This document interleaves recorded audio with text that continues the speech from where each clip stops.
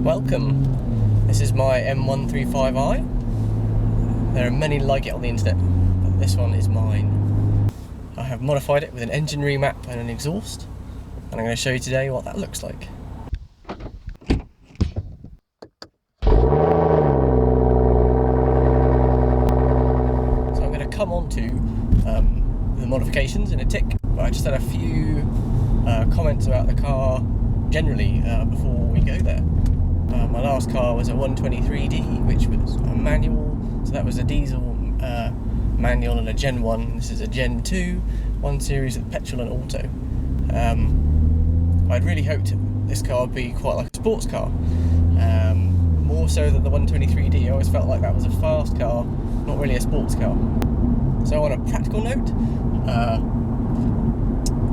it's quite a bit bigger, and that's a good thing. I can get in it now without banging my head on my butt. It's definitely a welcome amount larger.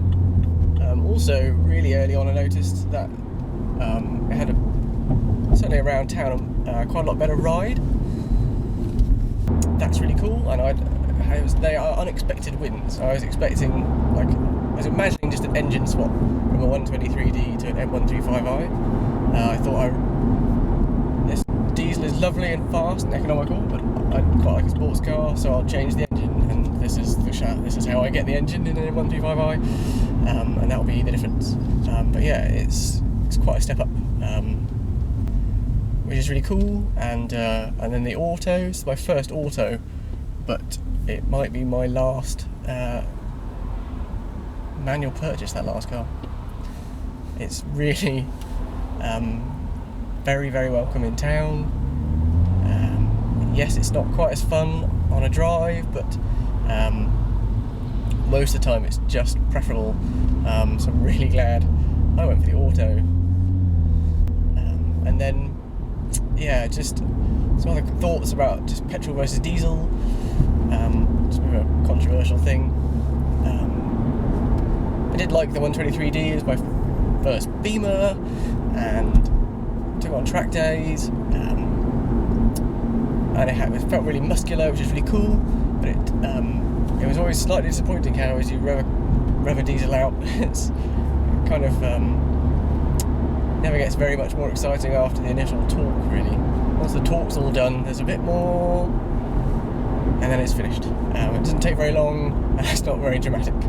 And although this is a bit of an extreme comparison, car to jump into, this is quite a lot more exciting to just use the engine. Never mind the sound thing, just the delivery of power and torque is just more exciting in a petrol, so that bodes well for electric cars.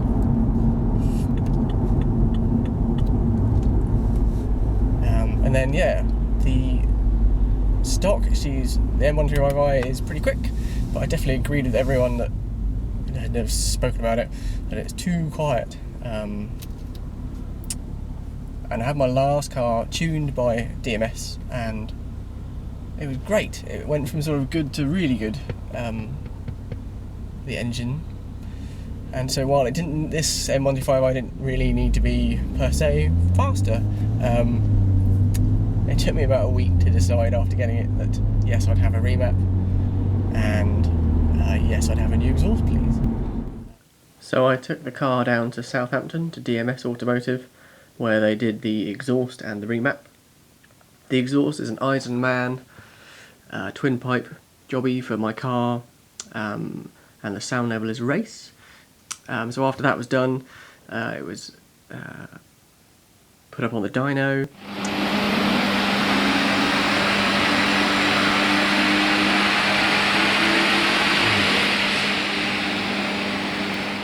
And here are the results.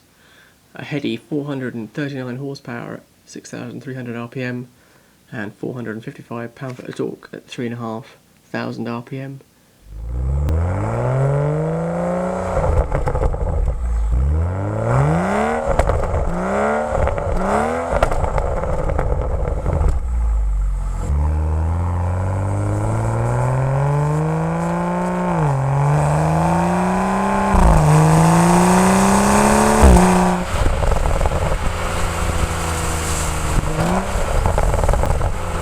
I used a 10 Hz GPS logger to try and establish what improvements I got on the road. So this table is before and after the remap and exhaust. I also used an app on my phone to try and put numbers to how much louder the new exhaust was. So this graph is a picture of the cold starts before and after the remap, and the numbers are an average of 3 runs. So we've got a 6 decibel increase during a cold start there, before and after. These runs are with a wall behind me.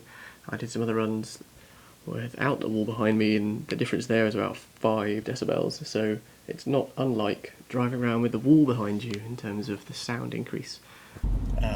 It was £1,000 for the remap and £1,300 for the exhaust. That's not really low hanging fruit in my mind.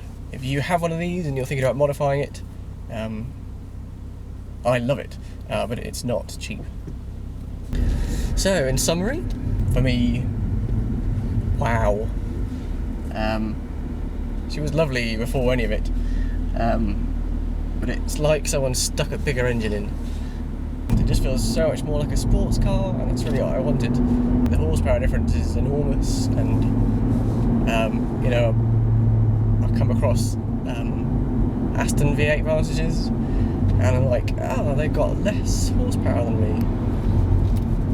What? How is this a family hatchback? It's amazing. So I really recommend looking at fettling your car if you've got an M135i. We were in Devon on holiday a little while ago, and we're on the moors. Inevitably someone's doing 40 in a 60 zone because they're on holiday. Yeah, and I did 2 double car overtakes, not in succession, but during the week. And my anecdote is, halfway through the manoeuvre, which was quite easy, I lift off because I've reached a very sensible overtaking speed very quickly. So I hope you found the video interesting. I wanted to convey what it was like having it done, and be blunt about what it cost and what the horsepower was, and the change in performance and the sound. So I've tried to convey that. I hope it's got across.